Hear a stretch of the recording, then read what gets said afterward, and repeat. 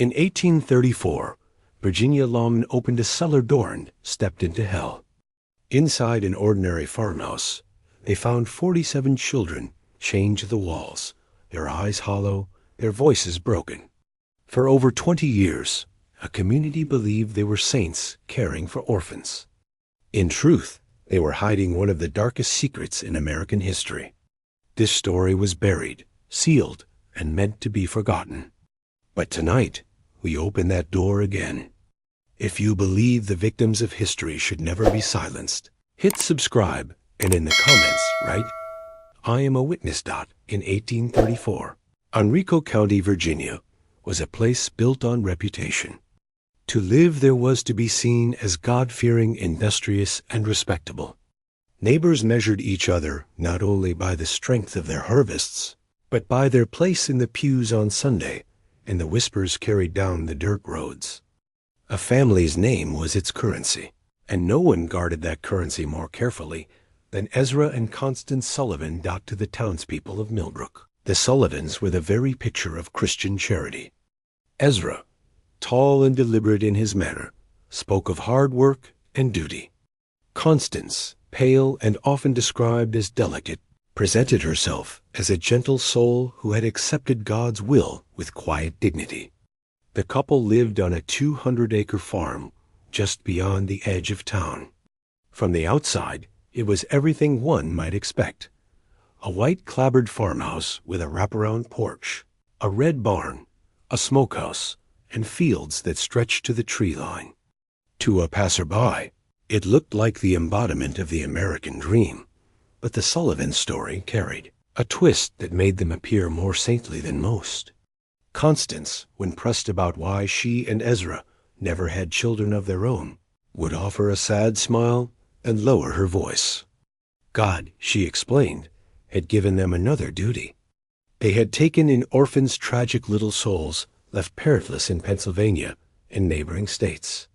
The children were fragile, traumatized, and in need of shelter until proper homes could be found. This explanation was perfect for its time. In the early 19th century, high mortality rates meant that orphans were tragically common. Entire households could be wiped out by disease, leaving children with nowhere to go. The idea that the Sullivans had opened their home to such children made them appear not strange, but noble. It placed them on a moral pedestal above their neighbors. Who would dare question such sacrifice? When townsfolk glimpsed pale faces in the back of the Sullivan wagon on supply days, Constance always had an answer. The children were shy, still grieving, not ready for the world.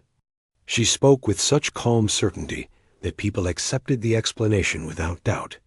Her voice was melodic, her eyes carried the practiced weight of sorrow, and her modest dress reinforced the image of a woman quietly carrying a heavy burden. The logistics of her deception were equally meticulous. Every 2 weeks, Constance visited Thomas Henderson's general store with long shopping lists, sacks of flour, cornmeal, salt, molasses, pork quantities far too great for a childless couple. When Henderson raised an eyebrow, she would simply remind him of her growing family of orphans. She also purchased unusual items: laudanum, bandages, bitter herbs, salves. Again, her reasoning was flawless. Many of the children, she explained, arrived sick, their bodies ravaged by neglect. She was nursing them back to health with whatever medicines she could manage. Dr. Marcus Whitfield, a traveling physician, found himself entangled in her web as well. When a child was gravely ill, Constance would summon him, but always to the porch, never inside. She would describe the symptoms with uncanny precision, request exact dosages, and then politely but firmly refuse his offer to examine the patient. "The poor thing is terrified of strangers," she would say. "Your presence would only frighten them further." Dr. Whitfield, respecting privacy and pitying the plight of orphans, complied. He never laid eyes on a single child in the Sullivan household, though his prescriptions flowed regularly into her hands.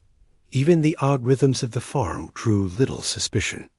Neighbors sometimes noticed lamplight flickering in the windows well into the night, or the sound of hammering and stonework drifting across the fields after dark. Ezra explained it away with pride. A man's work is never done, not when so many children depend on him. He spoke of building bunks, reinforcing floors, expanding storage to hold food. These nocturnal labors seemed like further proof of devotion. In truth, they were the expansions of a prison, constructed stone by stone beneath the house, invisible to those who chose not to look deeper. The deception worked because it was tailored to the values of Millbrook itself. The community prized appearances, compassion, and discretion. Constance exploited each one. To question her would have been to question charity itself. To pry too deeply would have felt like cruelty toward traumatized children. And so the town did what towns often do. It believed what was most comfortable. For over 20 years, Ezra and Constance Sullivan perfected this mask. Every glance, every purchase, every carefully chosen word added another layer of protection around their secret. They understood a simple truth, that the greatest defense of evil is not violence, but respectability. By presenting themselves as saints, they made it sacrilegious to doubt them. By cloaking their prison in pity, they rendered its victims invisible. And yet, no mask is flawless. Even the most convincing facade will eventually fracture. The first cracks in the Sullivans' world were about to appear, and they would come not from within, but from chance encounters and the unshakable instincts of outsiders. For over 2 decades, the Sullivan farm sat on the edge of Millbrook like a postcard image of rural life. Neighbors admired their charity, praised their devotion, and carried on with their lives. But even the most carefully crafted mask cannot remain unbroken forever. It was not courage or investigation that first chipped away at the Sullivans' facade. It was chance. The first crack appeared on a winter's night in February of 1834. A merchant named Jacob Stern was caught in a sudden blizzard as he traveled the road from Richmond. Half frozen and desperate for shelter, he saw the faint light of a lantern in the distance and staggered toward it. The Sullivan farmhouse loomed out of the snow like salvation. Ezra could not refuse him. Hospitality was law in a storm. Inside, Stern found a strange tension. Ezra and Constance exchanged nervous glances, their words clipped and uneasy. They offered him a cot by the fire, but their eyes never stopped darting toward the floorboards. As the night deepened, Stern drifted in and out of sleep, and then he heard it, a sound, faint but unmistakable. Weeping. Not a single child, but many, muffled beneath his feet. When he mentioned it at breakfast, Ezra forced a smile and said, "The wind, friend. This old house has 1,000 voices in a storm." Stern left alive, but unsettled. He had brushed against a truth he could not name. The second crack came only weeks later. A family of Irish immigrants, the Flynns, lost their teenage daughter, Mary Catherine, while crossing a swollen creek.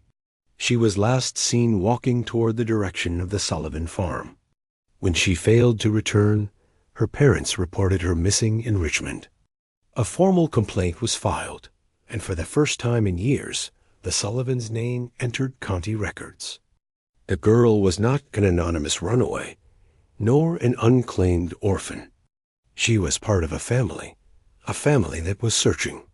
With her disappearance, a clock began to tick. The Sullivans had taken many before her, but this time the loss had a name, a face, and a file in the sheriff's office. The third and final crack came from the steady eyes of a local farmer. William Hutchinson was hunting rabbits near the Sullivan property one quiet afternoon in March. The forest was still, the only sound the crunch of snow beneath his boots.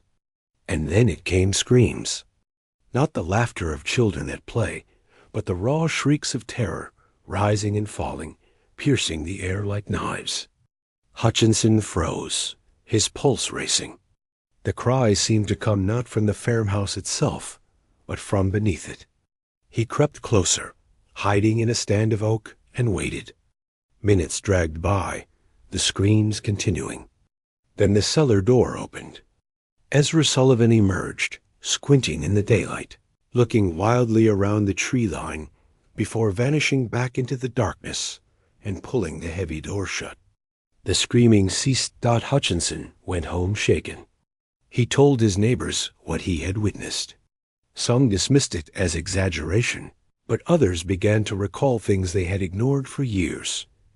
The oversized purchases at the general store, the nighttime hammering, the eerie silence of children who never played outside.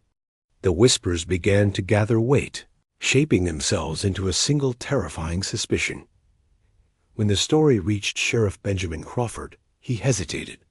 The Sullivans were respected pillars of the community. To accuse them of mistreating children seemed absurd. But Hutchinson was no fool. He was a man of steady reputation, not prone to flights of fancy. His insistence carried weight. On March 15, 1834, Hutchinson filed a formal complaint.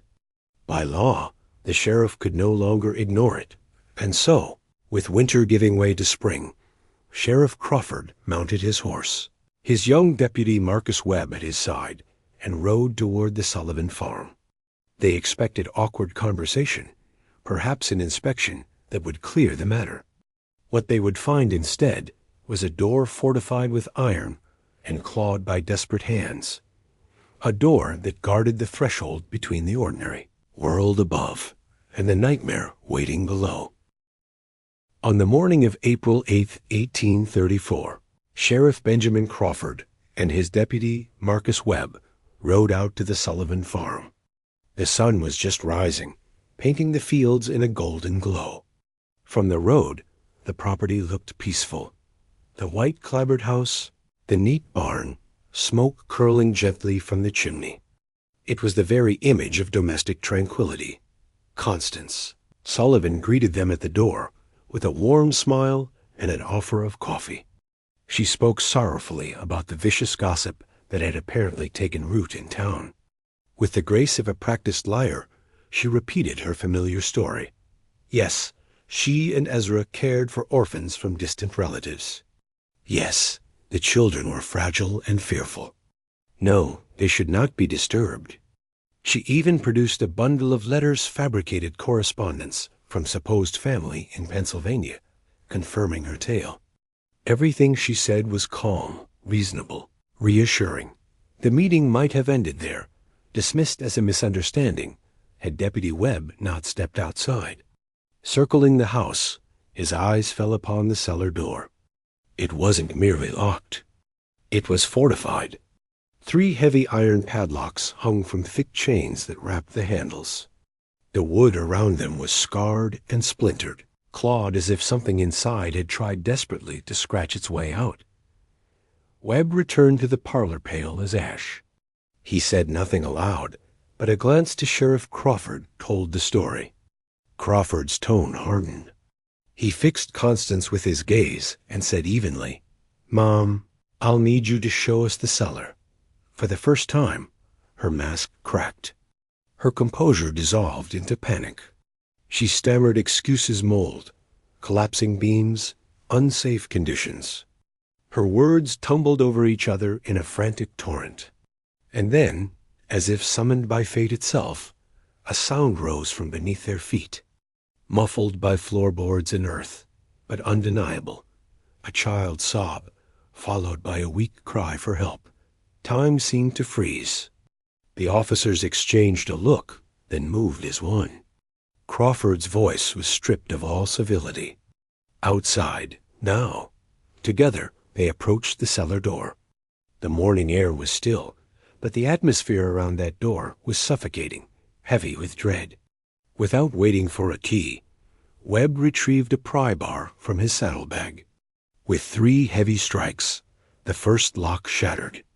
Another blow, and the second fell. The third took longer, as if resisting its fate, but at last the chain gave way. The door creaked open, and a wave of stench erupted. Rot, filth, and despair concentrated into a single breath. Both men staggered back, gagging. But there was no turning away. Lanterns were lit, and pistols drawn. They descended the narrow stone steps into darkness. What the light revealed was a vision from a nightmare. The cellar stretched far wider than the house above, its walls of stone slick with damp. Chained to iron rings were children 47 in all. Their ankles were bound in heavy shackles. The chains were long enough for them to sit or lie on the floor, but not long enough to reach each other. They were skeletal, clothed in rags, their bodies covered in sores. Their eyes, those hollow, vacant eyes, were worse than the chains. They held no spark, no fight, only a bottomless emptiness at the sight of the intruders. There was no rush of hope, no cries of joy.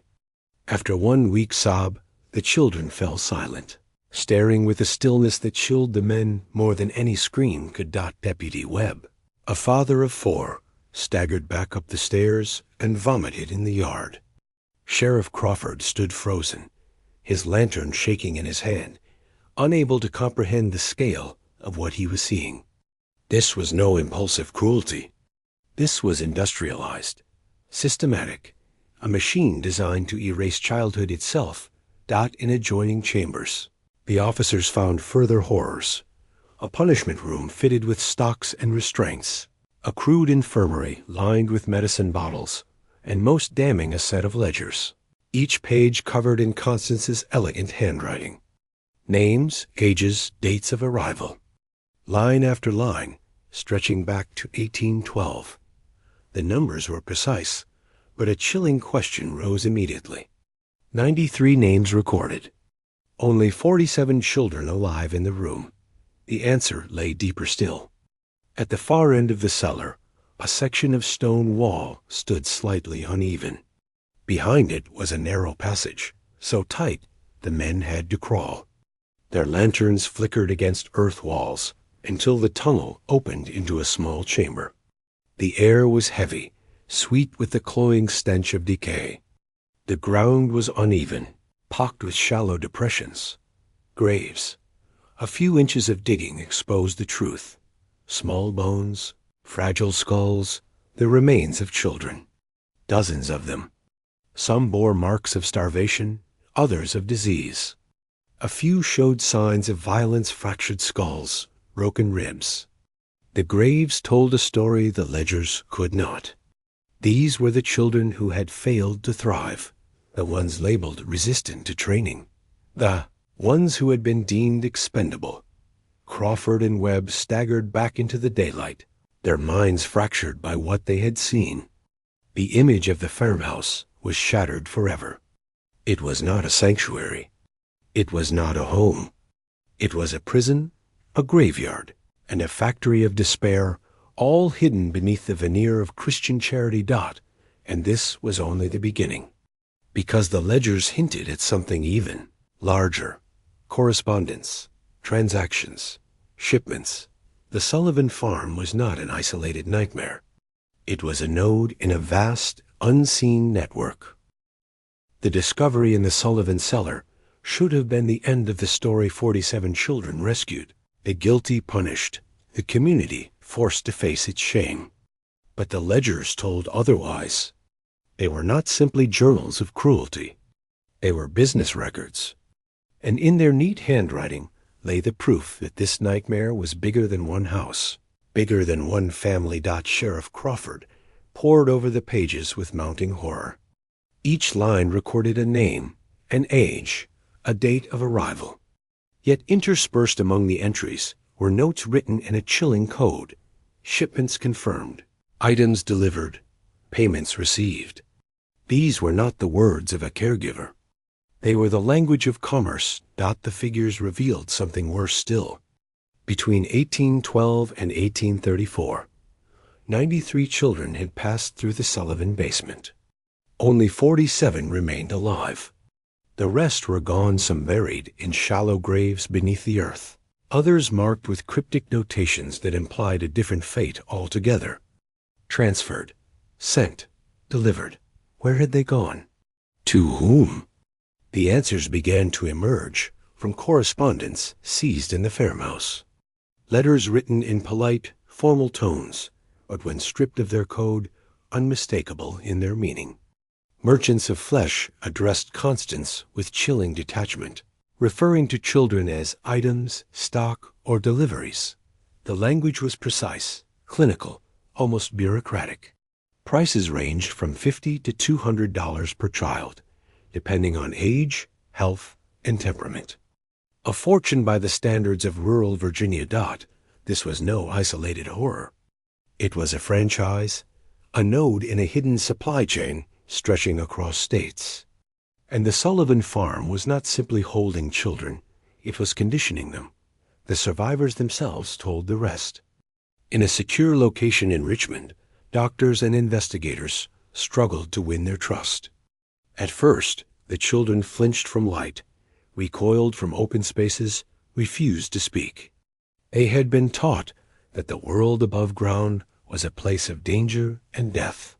Their only safety, they believed, lay in the darkness below and in the figure they were forced to call Mother. Constance's genius was not only in deception, but in control. She had built a theology of terror. To the children, she was creator and destroyer, provider and punisher. Bread was a reward, blankets a privilege, silence the only path to survival. They learned to obey, not through affection, but through a twisted system of dependence. The word mother itself became a weapon. When whispered by the children, it reinforced her mask to the outside world, making the prison appear a sanctuary. Older children, those who had endured longer, were given scraps of power and extra crust of bread, a less damp corner to sleep in exchange for enforcing rules among the younger. This prevented solidarity. Rebellion was impossible when hunger forced victims to become instruments of their own oppression. And yet, within that broken community, one voice remained unbroken. Her name was Rebecca. 14 years old, she had been in the Sullivan basement longer than any other. Unlike the younger ones, she still remembered life before her mother's arms, her father's farm, the sky itself. These memories were her armor, fragments of identity that Constance could not erase. Rebecca became the key. While others shut down, she observed. She remembered every muffled conversation drifting down through the floorboards, every late-night visitor, every transaction disguised in whispers. When investigators finally won her fragile trust, her testimony cracked the conspiracy wide open. She described buyers arriving in fine carriages, educated men with polished shoes and commanding voices. She recalled the way they inspected children, checking teeth, testing muscle tone, as if appraising livestock. Some came only once, others returned again and again. She remembered names, accents, and destinations. She spoke of children who were taken away, never to return. Her words, cross-checked against the coded letters, confirmed the terrifying scope. The Sullivan basement was not just a prison. It was a warehouse. Some children were held, some broken into obedience, some discarded, and some sent along a hidden pipeline to buyers across Pennsylvania, Maryland, the Carolinas, and Georgia. The farm was the visible scar. The network was the disease beneath the skin. With Rebecca's memory and the ledgers in hand, investigators could no longer dismiss the unthinkable. This was not the work of one monstrous couple. It was the work of many an organized trade in children, hidden beneath the respectability of American society. And among the names she remembered, one stood out. A man whose wealth and influence reached beyond Virginia. A man whose appetite for cruelty gave the network its darkest purpose. The trail was about to lead south, into the heart of Charleston, where power and depravity intertwined. And the name was Henry Blackwood. The name Henry Blackwood carried weight in Charleston. He was not a shadowy figure lurking at the edges of society, but a man celebrated in polite circles. A wealthy plantation owner, a patron of science, and a man with political connections deep in the Southern aristocracy. To most, he was respectable. To the children trafficked through the Sullivan network, he was something else entirely. the buyer whose demands shaped their suffering. The ledgers pointed directly to his estate. Rebecca's memory confirmed it. She remembered him clearly, tall, meticulously dressed, his voice clipped with the confidence of authority. She recalled how he inspected her and 3 other children, probing teeth and joints, muttering about their condition, as if he were buying horses. She remembered his complaint to Constance. Her stock was too damaged for his needs. And she remembered the letter he left behind, a list of exact specifications for his next order. When investigators searched Blackwood's property, what they found made even the Sullivan cellar pale. On the far edge of his plantation sat a building he called the observation ward. Outwardly, it looked like an infirmary. Inside, it was a laboratory of cruelty. The journals seized from his office documented years of experiments. Children purchased from the Sullivan farm and other suppliers were deliberately infected with smallpox, yellow fever, and cholera left untreated so their symptoms could be cataloged in precise detail. Others were subjected to crude surgeries without anesthesia, their bodies opened and stitched again, so Blackwood and his associates could test new techniques. Some were given poisons in varying doses, their slow deaths recorded as data points. To Blackwood, they were not children. They were specimens anonymous, voiceless, stripped of family and identity long before they arrived. The journals revealed his obsession with scientific progress, but they also betrayed something darker, a satisfaction, a thrill that transformed science into sadism. And he was not alone. Blackwood entertained guests. Wealthy planters, judges, and businessmen were invited to his estate, where they observed these studies firsthand. But there was another pastime, whispered about even among the servants who lived in fear. Blackwood and his circle did not limit themselves to experiments. In a fenced section of his land, they held hunts. Children, weakened and terrified, were released into the woods. Men on horseback with dogs and rifles pursued them, laughing as if at a grotesque sport.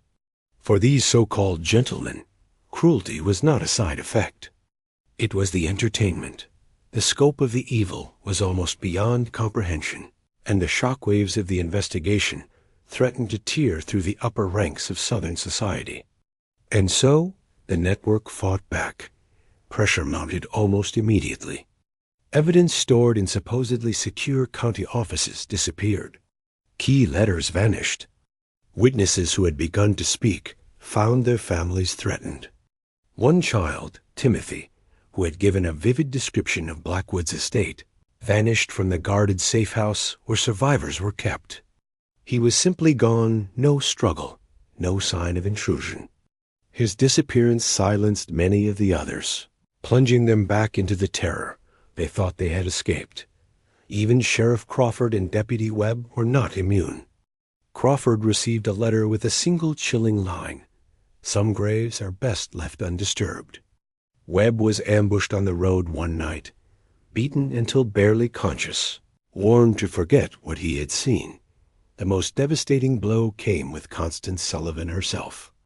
Awaiting trial in Richmond, she was considered the key witness who could unravel the entire network. Prosecutors believed she would name names in exchange for leniency.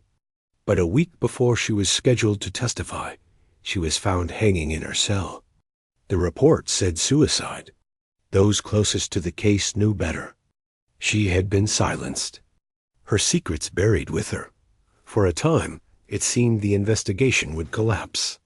The children's voices were fading, evidence was vanishing, and the most powerful men in the South seemed poised to escape untouched.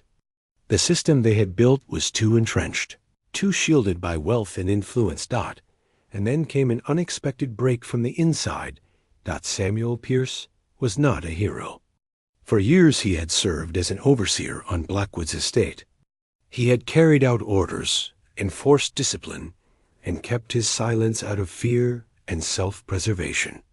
But the disappearance of Timothy, the boy he recognized from the plantation, shook something loose inside him. He realized the network would not stop with outsiders. It would silence its own when convenient. Driven by guilt and desperation, Pierce walked into the office of the federal marshals in Charleston with a bundle under his arm, a second set of Blackwood's ledgers, hidden from the initial raid. These were private records, more detailed, more damning than anything found before. They listed every transaction, every specimen acquired, and most dangerous of all, the names of the men who purchased them. Pierce's testimony was the match in the powder magazine. He described the hunts, the experiments, the parties where children were paraded like livestock. He named judges, politicians, and business leaders. He revealed the existence of a secret society calling itself the Gentlemen's Sporting Club, where the most powerful men in the region bound themselves together through shared depravity. With Pierce's words and Blackwood's hidden ledgers, the federal marshals finally had what they needed. For the first time, the investigation expanded beyond a farm in Virginia or an estate in Charleston. Raids were planned across 4 states. Powerful men who believed themselves untouchable were about to hear fists on their doors in the dead of night. The system had struck back. But now, so would the law. The raids came swiftly, under cover of darkness. Federal marshals and hand-picked deputies struck in coordinated waves across Virginia, the Carolinas, Georgia, and Pennsylvania. Doors were kicked in, records seized, children pulled from barns, basements, and locked rooms. The operation exposed a network larger than anyone had dared imagine. More than 100 additional children were rescued in those first strikes alone, many so malnourished and broken they could barely stand. The arrests shook polite society. Henry Blackwood was dragged from his plantation in shackles. 2 Charleston physicians were taken from their college offices. A Georgia legislator was pulled from his home, his diary filled with lurid accounts of hunts seized as evidence. Wealthy planters, judges, and businessmen then, who had once dined together in gilded parlors, were suddenly exposed as predators. TRILs that followed were called the sensation of the decade. Newspapers printed every sordid detail. Courtrooms overflowed with horrified crowds. Some perpetrators fell quickly. Ezra Sullivan, abandoned by his allies, confessed to his role in exchange for a swift hanging. He stood on the gallows in Richmond in 1836, muttering about following not his wife, but the devil himself. Blackwood's trial dragged on, his arrogance keeping him defiant until the end. Convicted of murder and cruelty, he died in prison in 1841, officially of a heart attack, though whispers said his former allies had poisoned him to keep him silent. But justice did not stretch as far as it should have. The deeper the investigation reached into the upper echelons of wealth and politics, the more resistance it met. Some of the wealthiest plantation owners implicated by Pierce's testimony fled to Europe, living out their days in luxury beyond the reach of American law. The Georgia legislator, despite the incriminating diary in his own hand, was spared a criminal trial. He was censured by his peers, quietly resigned, and lived in comfort until his death. The physicians received light sentences after prominent figures argued that their contributions to science outweighed their crimes. The law had netted small and mid-level predators. But the whales, the men whose fortunes and influence made the network possible, slipped through. The American justice system, strong enough to punish the poor, was still too fragile to crush the powerful. Yet even partial justice left a scar that reshaped the nation. Public outrage forced reforms. Virginia passed the first comprehensive child welfare laws, requiring oversight of orphanages and foster care. Other states followed, and for the first time, the nation began to understand that vulnerable children needed protection not just from poverty, but from exploitation. At the federal level, the Sullivan case spurred new laws granting marshals the authority to investigate crimes across state lines. What had begun as a local scandal in Henrico County became the seed of modern child protection, but reforms could not heal the survivors. For the 47 children pulled from the Sullivan basement, rescue was not the end of suffering. They had to relearn the world. Sunlight terrified them. Open fields felt like traps. Trusting strangers felt impossible. Many carried scars, physical and invisible, that never healed. Some turned to alcohol. Some drifted through institutions. Others simply disappeared into the silence of poverty and trauma. And yet, there were glimmers of resilience.